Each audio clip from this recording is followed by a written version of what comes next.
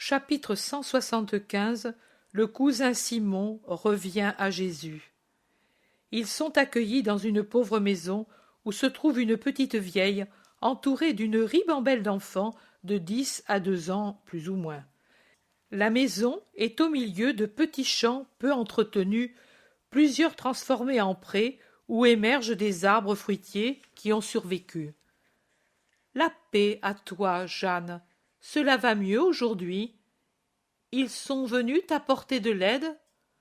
Oui, maître et Jésus, et ils m'ont dit qu'ils reviendront pour semer. Ce sera tard, mais ils m'ont dit que cela poussera encore. Certainement cela poussera. Ce qui serait un miracle de la terre et de la semence deviendra miracle de Dieu, par conséquent un miracle parfait. Tes champs seront les plus beaux de cette région, et ces oiseaux qui t'entourent auront du grain en abondance pour remplir leur bouche. Ne pleure plus, l'année qui vient, cela ira déjà beaucoup mieux, mais je t'aiderai encore, ou plutôt tu seras aidé par une personne qui a le même nom que toi et qui ne se rassasie jamais d'être bonne. Regarde, ceci est pour toi. Avec cela, tu pourras aller jusqu'aux récoltes. La petite vieille prend la bourse et en même temps elle prend la main de Jésus et elle baise cette main en pleurant. Puis elle demande « Dis-moi, quelle est cette bonne créature pour que je dise son nom au Seigneur ?» Une de mes disciples est ta sœur. Le nom est connu de moi et du Père des cieux. Oh, c'est toi! Moi, je suis pauvre, Jeanne. Je donne ce que l'on me donne. De moi-même, je ne puis donner que le miracle, et je regrette de n'avoir pas su plus tôt ton malheur. Je suis venue dès que Suzanne me l'a dit. C'était tard désormais, mais ainsi resplendira davantage l'œuvre de Dieu. Tard, oui, tard, si rapide a été la mort pour faucher ici, et elle a pris les jeunes, non pas moi, qui étais inutile, ni ceux-ci, incapables, mais ceux qui étaient solides pour le travail, maudite lune de Ellul chargée d'influences malignes. Ne maudis pas la planète, elle n'y est pour rien. Sont-ils bons, ces petits? Venez ici, vous voyez? Lui aussi est un enfant sans père et sans mère, et il ne peut pas même vivre avec son grand-père. Mais Dieu ne l'abandonne tout de même pas, et il ne l'abandonnera pas tant qu'il sera bon. N'est-ce pas, Margiam? Margiam est d'accord, et il parle au petit qui se serre autour de lui, petit pour l'âge plus que lui, mais certains sont sensiblement plus grands que lui. Il dit « Oh, c'est bien vrai que Dieu n'abandonne pas. Moi, je peux le dire. Le grand-père a prié pour moi, et certainement aussi le père et la mère de l'autre vie. Et Dieu a écouté ses prières, car lui est très bon, et il écoute toujours les prières des justes, qu'ils soient morts ou vivants. Pour vous, certainement, vos morts ont prié, et cette chère petite grand-mère. L'aimez-vous bien? Oui, oui. Le pépiment de la nichée orpheline s'élève enthousiaste. Jésus se tait pour écouter la conversation de son petit disciple et des orphelins. Vous avez raison, les vieillards, il ne faut pas les faire pleurer. D'ailleurs, on ne doit faire pleurer personne, car celui qui donne douleur au prochain donne douleur à Dieu. Mais les vieillards, le maître traite bien tout le monde, mais avec les vieillards, il est toute caresse, comme avec les enfants, car les enfants sont innocents et les vieillards sont souffrants. Ils ont déjà tant pleuré. Il faut les aimer 2 fois, 3 fois, 10 fois, pour tous ceux qui ne les aiment plus. Jésus dit toujours que celui qui n'honore pas le vieillard est 2 fois méchant, comme celui qui maltraite l'enfant. C'est que les vieillards et les enfants ne peuvent se défendre. Vous, par conséquent, soyez bon avec la vieille mère. Moi, quelquefois, je ne l'aide pas, dit un des grands. Pourquoi? Tu manges pourtant le pain qu'elle te présente avec sa fatigue. N'y sens-tu pas le goût de ses larmes quand tu l'affliges? Et toi, femme, l'aides-tu? La femme en question a au plus 10 ans, et c'est une frêle et pâle fille. Les petits frères disent en chœur Oh, Rachel est bonne. Elle veille tard pour filer le peu de laine et de coton que nous avons, et elle a pris la fièvre dans le champ pour le préparer au semail pendant que le père mourait. Dieu t'en récompensera, dit sérieusement Margiam.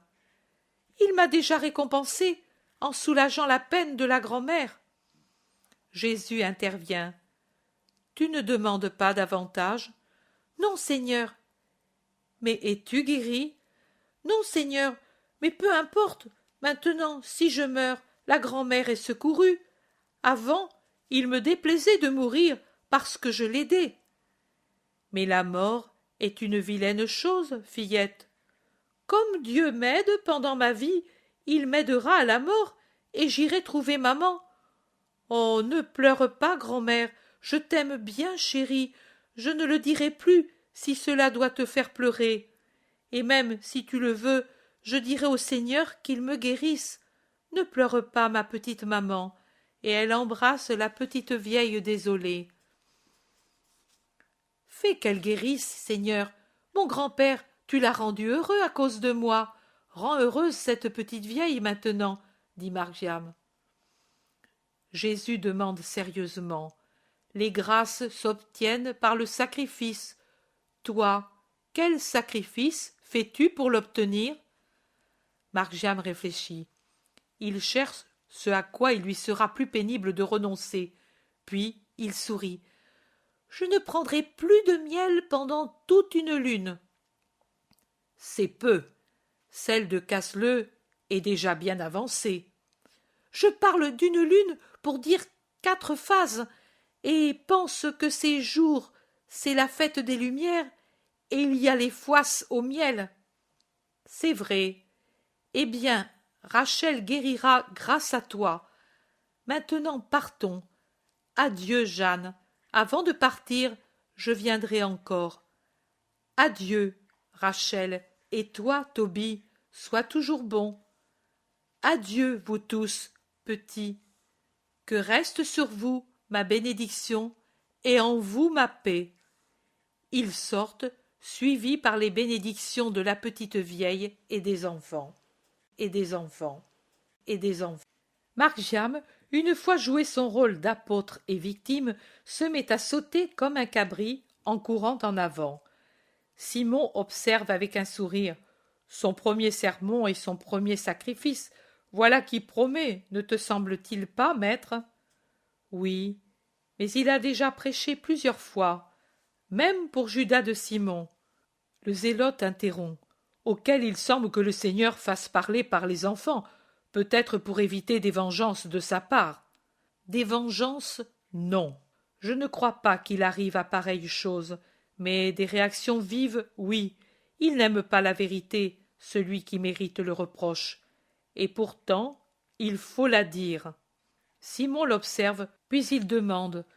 Maître, dis-moi la vérité. Tu l'as éloigné, et tu as pris la décision d'envoyer tout le monde à la maison pour les enseigner, pour empêcher que Judas soit en Galilée à ce moment-là. Je ne te demande pas, et je ne veux pas que tu me dises pourquoi il est bien que l'homme de Kériote ne soit pas parmi nous.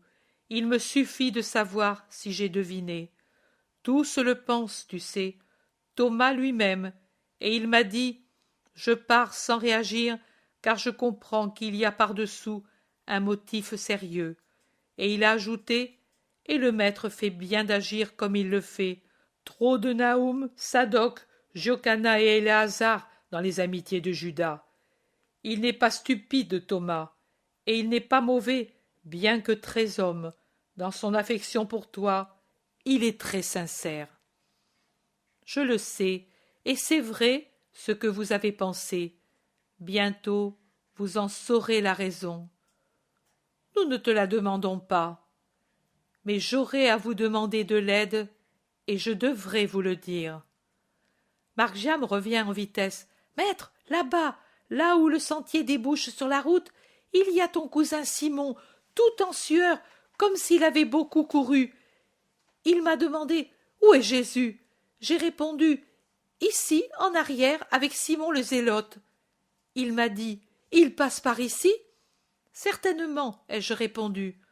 On passe par ici pour revenir à la maison, à moins de faire comme les oiseaux qui volent et vont de tous les côtés pour revenir à leur nid. Tu le veux? Lui ai-je demandé aussi. Ton frère est resté incertain, et pourtant il te veut, j'en suis sûr. Simon le Zélote dit: Maître, il a déjà vu sa femme. Voici ce que nous allons faire. Marc-Jam et moi, nous te laissons libre. Nous passerons par derrière. De toute façon, nous ne sommes pas pressés d'arriver, et toi, tu suis le chemin direct.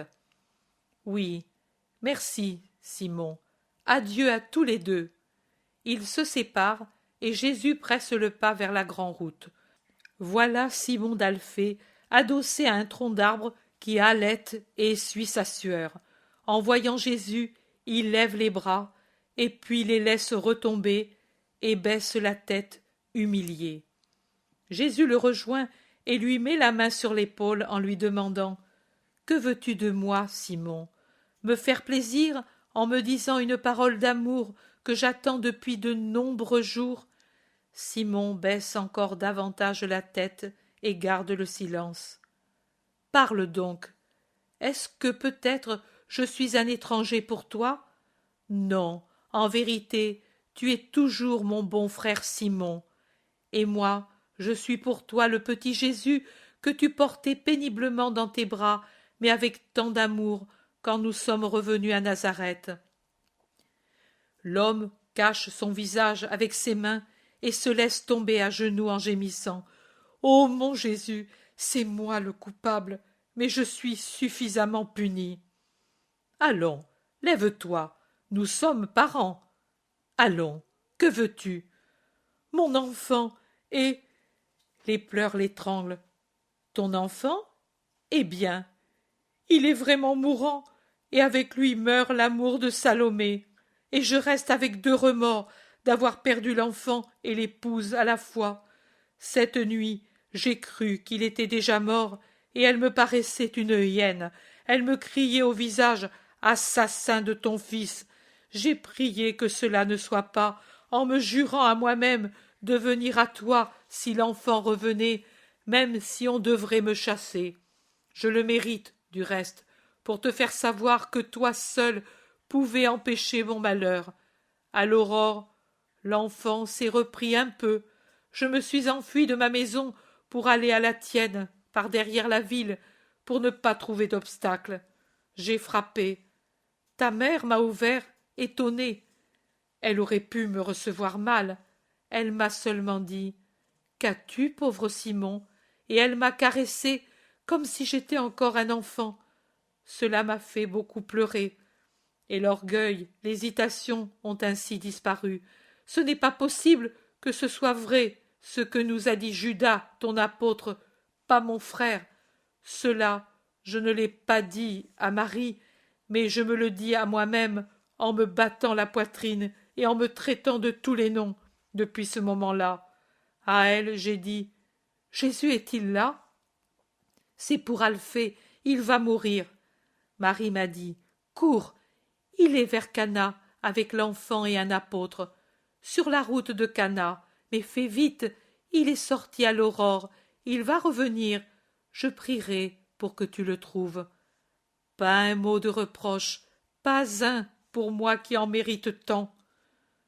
Moi non plus, je ne te ferai pas de reproche, mais je t'ouvre les bras pour, hélas, pour me dire qu'Alphée est mort. Non, pour te dire que je t'aime bien. Viens alors, vite, vite. Non, ce n'est pas nécessaire. Tu ne viens pas? Ah, tu ne pardonnes pas? Ou bien Alphée est mort? Mais même s'il l'est, Jésus, Jésus, Jésus, toi qui ressuscites les morts, rends-moi mon fils. Ô Jésus bon, ô Jésus saint, ô Jésus que j'ai abandonné. Ô Jésus, Jésus, Jésus! Les pleurs de l'homme remplissent la route solitaire pendant que lui, de nouveau à genoux, chiffonne convulsivement le vêtement de Jésus ou lui baise les pieds, brisés par la douleur, le remords, l'amour paternel. Tu n'es pas passé chez toi avant de venir ici? Non, je suis accouru comme un fou jusqu'ici. Pourquoi? Il y a une autre douleur? Salomé est déjà en fuite? Elle est devenue folle? Elle semblait déjà l'être cette nuit. Salomé m'a parlé. Elle a pleuré. Elle a cru. Va chez toi, Simon. Ton fils est guéri. Toi? Toi? Tu as fait cela pour moi qui t'ai offensé en croyant à ce serpent? Ô Seigneur, je ne suis pas digne de tant. Pardon, pardon, pardon. Dis-moi ce que tu veux que je fasse pour réparer, pour te dire que je t'aime, pour te persuader que je souffrais de garder les distances, pour te dire que depuis que tu es ici, même avant qu'Alphée soit si malade, moi, je désirais te parler, mais... Laisse tomber. Tout cela, c'est du passé. Moi, je ne m'en souviens plus. Fais de même. Et oublie aussi les paroles de Judas de Kérioth. C'est un enfant. De toi, je veux seulement ceci, que ni maintenant, ni jamais, tu ne répètes ces paroles à mes disciples, à mes apôtres, et moins encore qu'à tous, à ma mère. Cela seulement. Maintenant, Simon, va chez toi, va, sois en paix. Ne tarde pas à jouir de la joie qui remplit ta demeure. Va. Il l'embrasse et le pousse doucement vers Nazareth. Tu ne viens pas avec moi? Je t'attends à ma maison avec Salomé et Alphée. Va, et souviens-toi que c'est à cause de ton épouse qui a su croire seulement à la vérité que tu as la joie actuelle. À cause d'elle. Tu veux dire qu'à moi? Non, je veux dire que j'ai senti en toi le repentir, et ton repentir est venu de son ton accusateur. Vraiment, Dieu crie par la bouche de ceux qui sont bons, et il avertit par eux et conseille. Et j'ai vu la foi humble et forte de Salomé. Va, je te dis, ne tarde pas davantage à lui dire merci. Il le pousse presque rudement pour le persuader d'aller, et quand finalement Simon s'en va, il le bénit, et puis il hoche la tête en un muet soliloque, et des larmes coulent lentement sur son pâle visage. Un seul mot dit où se porte sa pensée. Judas. Il prend le même petit chemin pris par le zélote, en arrière des limites de la ville, en direction de sa maison, de sa maison, de sa maison.